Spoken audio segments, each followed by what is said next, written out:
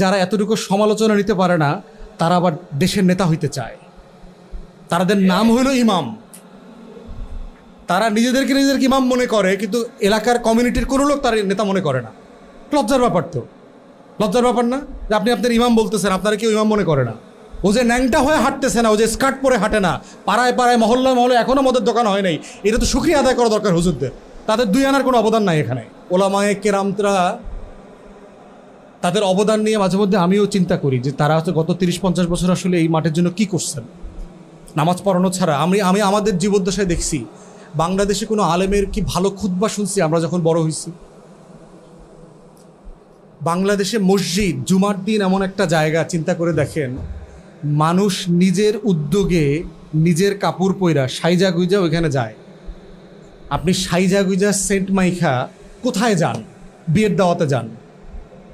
বিয়ের দাওয়াতে গেলে তো